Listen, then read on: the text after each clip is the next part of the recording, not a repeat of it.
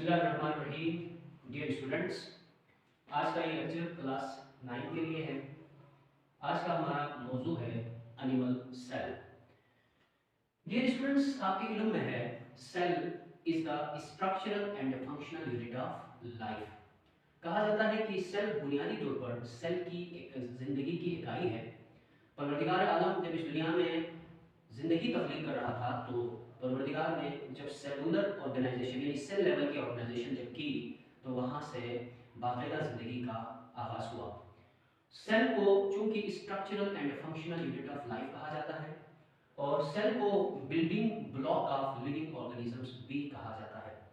बुनियादी तौर पर सेल्स दो किस्म के हैं, प्रोकैरियोटिक एंड यूकैरियोटिक। आज का हमारा मौजू सिर्फ यूकैरियोटिक सेल में से एनिमल सेल का है। एनिमल सेल बुनियादी तौर पर एक एंटिटी होती है, एक ऑर्गेनाइजेशन होती है जो दीगर ऑर्गेनाइज को अपने अंदर इनक्लोज करके रखता है और cell as a life behave करता है, एज ऑर्गेनिज्म बिहेव करता है। इसलिए कि ये जो यूकैरियोटिक सेल है जिसमें से आज का हमने टॉपिक जो लिया है वो सिर्फ एनिमल सेल है, उस एनिमल सेल के जो मुख्तलिफ हिस्से हैं वो आप जरा यहाँ मुलाहिजा फरमाइए कि एनिमल सेल बुनियादी तौर पर सेल मेम्ब्रेन के अंदर इनक्लोज होता है, बंद होता है।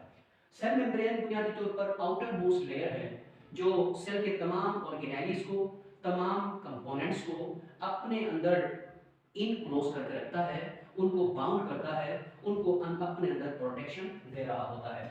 तो इसका आउटर मोस्ट कंपोनेंट का नाम है सेल मेम्ब्रेन। सेल मेम्ब्रेन बुनियादी तौर पर एक फास्फोलिपिड बाइलेयर होती है।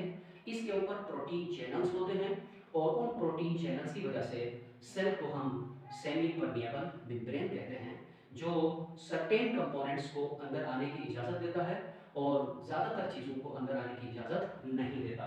सो इस सेल मेम्ब्रेन का बुनियादी काम उसको लपेट के रखना है, उसको यानी अंदर आने और जाने वाली चीज़ों के लिए रास्ता देना है जिसमें पानी जा रहा होता है, मिनरल जा रही होती हैं, डाइजेस्टिव फूड के मॉलिक्यूल्स जा रहे होते हैं, अंदर से फिर इसी तरह से बाहर से ऑक्सीजन जा रहा होता है और अंदर से कार्बन डाइऑक्साइड बाहर आ रहा होता है, नाइट्रोजनस वेस्ट बाहर रिलीज हो रही होती हैं। तो गोया ये सेल इन तमाम चीज़ों को रास्ता दे रहा होता है। Therefore cell membrane is also known as a semi permeable membrane. उसके बाद जब हम सेल के अंदर दाखिल होते हैं तो वो जो हनी की तरह का एक सब्सटेंस है, गाढ़ा सा सब्सटेंस जिसको हम साइटोप्लाज्म कहते हैं। साइटोप्लाज्म बुनियादी तौर पर सेल मेम्ब्रेन के अंदरूनी सरफेस से लेकर न्यूक्लियर मेम्ब्रेन के बाहर वाली सतह तक फैला हुआ होता है। ये एक गाढ़ा सा सब्सटेंस है और इस गाढ़े सब्सटेंस के अंदर सेल के अंदर मौजूद तमाम ऑर्गेनेलिज सस्पेंडेड हालत में पाई जाती हैं। सेल मेम्ब्रेन सेल साइटोप्लाज्म बुनियादी तौर पर दो हिस्सों में इसको डिवाइड किया गया है। एक न्यूक्लियस के आसपास का वो इलाका, वो एरिया जो काफी डेंस होता है, उस हिस्से को साइटोजेल कहा जाता है और उसके बाद जो सेल मेम्ब्रेन के ऊपर जो हिस्सा होता है यानी न्यूक्लियस से थोड़ा सा दूर सेल मेम्ब्रेन के ऊपर वो जो सराउंडिंग एरिया में जो साइटोप्लाज्म का पार्ट पाया जाता है वो लेस डेंस होता है, उसके अंदर सॉल्यूशन ज्यादा होती हैं, इसलिए उसे साइटोसोल कहा जाता है। अब आइए जरा हम ऑर्गेनेलिज की बात करते हैं। सेल में जो सबसे जिसका मेजर रोल है, जो सेंट्रल पार्ट है, जो सेल के तमाम एक्टिविटीज को रेगुलेट और कंट्रोल करता है, that is called cell, that is called nucleus. Nucleus बुनियादी तौर पर मरकजा, उर्दू में इसको हम मरकजा कहते हैं, यानी सेल का मरकज है जो सेल के तमाम बायोलॉजिकल फंक्शंस को कंट्रोल करता है। न्यूक्लियस बुनियादी तौर पर जिस मेम्ब्रेन में घिरा हुआ है, जिस मेम्ब्रेन ने उसको इनक्लोज किया हुआ है, वो भी एक फास्फोलिपिड बाइलेयर है और उसके ऊपर भी छोटे छोटे सुराख हैं। इस मेम्ब्रेन को हम न्यूक्लियर मेम्ब्रेन कहते हैं और उसके ऊपर जो छोटे छोटे सुराख हैं, जाहिर है वो विजिबल आमतौर पर नहीं है, उन छोटे छोटे सुराखों को न्यूक्लियर पोर्स कहा जाता है। ये भी सेमी परमिएबल मेम्ब्रेन है। बहुत सारे रिक्वायर्ड कंपोनेंट्स इस सेमी परमिएबल मेम्ब्रेन से गुजर के न्यूक्लियस में दाखिल होती हैं और न्यूक्लियस से जिन चीज़ों ने निकलना है, जिन मॉलिक्यूल्स ने, वो माइक्रो मॉलिक्यूल्स इन्हीं न्यूक्लियर पोर से बाहर निकलते हैं। न्यूक्लियस के अंदर बुनियादी तौर पर हम तीन कंपोनेंट्स का तस्करा करते हैं। सबसे पहली बात, न्यूक्लियस के अंदर ज्यादातर न्यूक्लिक एसिड होता है। न्यूक्लिक एसिड से मुराद हम डीएनए और आरएनए लेते हैं। डीएनए सेल जब रेस्टिंग फेज में होता है तो डीएनए एक सेमी सॉलिड शक्ल में होता है जिसमें अनकॉइल्ड होता है, अनकंडेंस्ड होता है और उस अनकंडेंस्ड अनकॉइल्ड फ्रेमवर्क को, नेटवर्क को क्रोमैटिन फाइबर या क्रोमैटिन नेटवर्क कहा जाता है। ये क्रोमैटिन नेटवर्क बुनियादी तौर पर उसका डीएनए है और डीएनए को सेल अपने रेस्टिंग फेज में इसी क्रोमैटिन फाइबर की शक्ल में रखता है।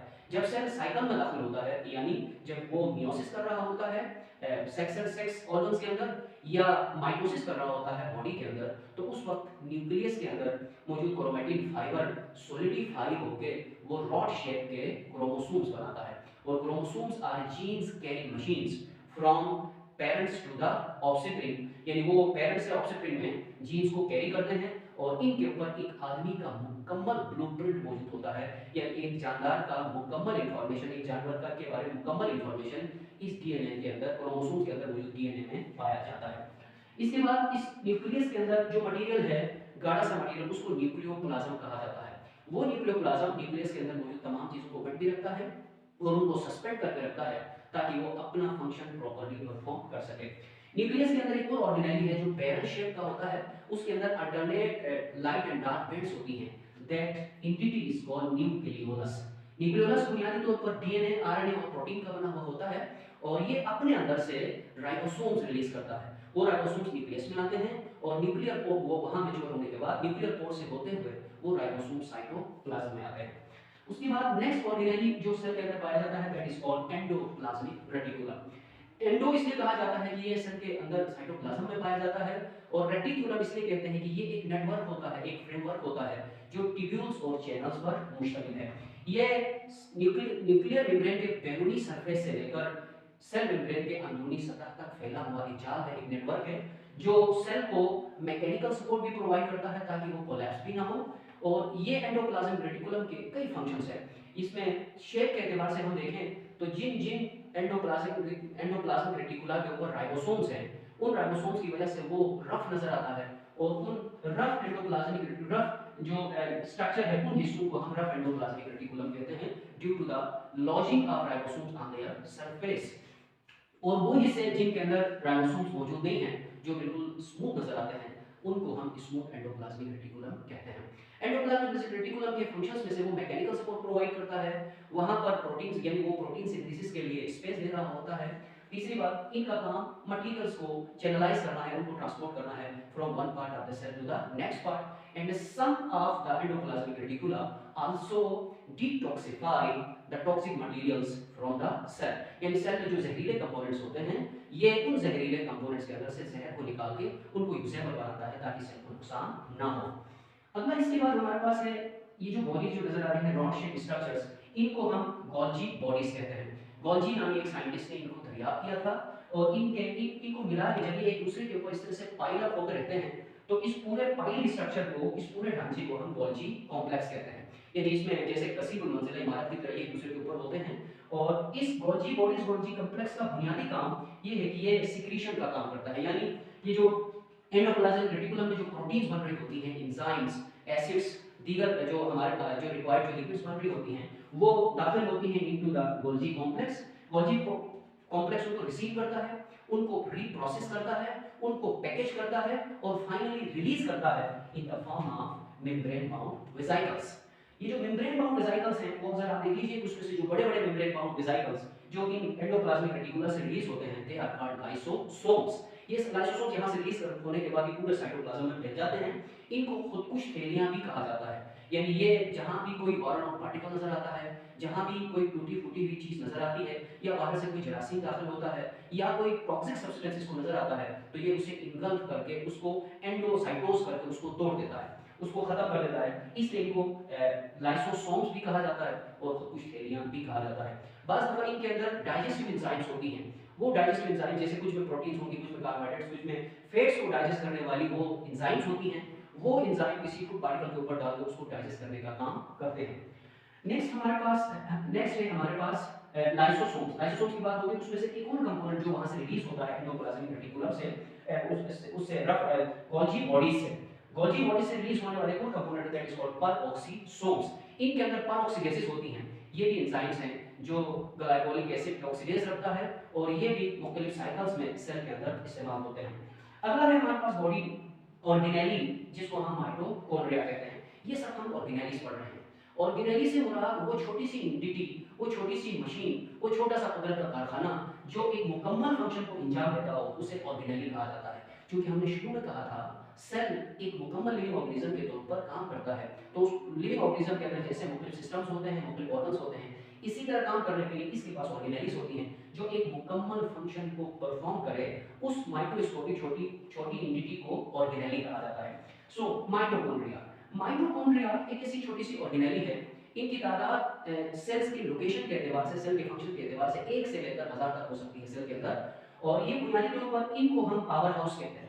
ये पावर हाउस है, यानी पावर हाउस का मतलब ये है कि सेल के अंदर जब ग्लाइकोलाइसिस हो रहा होता है, उसके बाद एक सर्टेन लेवल तक जब वो पायरुविक एसिड्स बनते हैं, पायरुविक एसिड के मॉलिक्यूल, पायरुविक एसिड के जो मॉलिक्यूल्स हैं वो होते होते एसिटाइल कोएंजाइम बनता है। वो एसिटाइल कोएंजाइम के जो मॉलिक्यूल हैं, यानी मैं दोबारा कह रहा हूं कि ये जो पायरुविक एसिड है वो 3 कार्बन वाले होते हैं, वो टूटकर मजीद फर्दर ब्रेक डाउन होके 2 कार्बन वाले एसिटाइल को तक जाके आ जाते हैं। तो वो एसिटाइल को इस माइटोकॉन्ड्रिया में दाखिल होता है।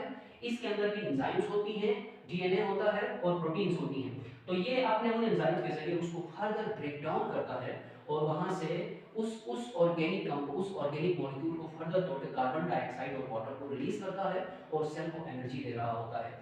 इसी एनर्जी की मदद से, इसी के खर्चे पर, इसी को इस्तेमाल एनर्जी को इस्तेमाल करके सेल अपने तमाम फंक्शंस को परफॉर्म कर रहा होता है। माइटोकॉन्ड्रिया एनर्जी रिलीज करता है in the form of ATPs, adenosine triphosphates, जो उस पूरे सेल में होने वाले तमाम फंक्शंस के लिए एनर्जी दे रहे होते हैं और उसी की कीमत पर सेल अपने फंक्शंस को अंजाम दे रहा होता है। गोया ये एटीपीज जो माइटोकॉन्ड्रिया से दाखिल होते हैं वो एक्चुअली सेल की रूह है। इसको सोल ऑफ द सेल कहते हैं। इस इन्हीं एटीपीज के जरिए ही सेल जिंदा रहता है और अपने फंक्शंस को परफॉर्म कर रहा होता है। So it was the function of mitochondria. Then आते हैं हमारे पास जो छोटे-छोटे राइबोसोम्स। हमने कहा जैसे कि राइबोसोम बुनियादी तौर पर रिलीज होते हैं फ्रॉम द न्यूक्लियस, और ये जो राइबोसोम्स हैं वो न्यूक्लियर पोर से होते हुए जब साइटोप्लाज्म में आते हैं तो ये राइबोसोम्स पूरे उसके अंदर सेल के साइटोप्लाज्म में फैल जाते हैं। कुछ अटैच होते हैं रफ एंडोप्लाज्मिक रेटिकुलम पर, बाकी वहां पूरे साइटोप्लाज्म में मौजूद होते हैं। ये नॉन मेम्ब्रेनस बॉडीज होती हैं, ये ग्रेन्यूल्स की बनी हुई होती हैं और इनका बुनियादी काम सेल के लिए प्रोटीन तैयार करना है। राइबोसोम को कहा जाता है ribosomes are protein making factories, ये प्रोटीन बनाने वाले कारखाने हैं, इनमें प्रोटीन बन रहा होता है। डियर व्यूअर्स, यहाँ तक आज का हमारा लेक्चर था। यकीनन आप लोगों को मजा आया होगा। हमने एनिमल सेल को एक्सप्लेन करने की कोशिश की है। हमारी इस वीडियो को लाइक भी कर दीजिएगा और सब्सक्राइब भी कर दीजिएगा। इंशाल्लाह अगली वीडियो के साथ हम आपकी खिदमत में हाजिर होंगे। वस्सलाम वालेकुम व रहमतुल्लाहि व बरकातहू।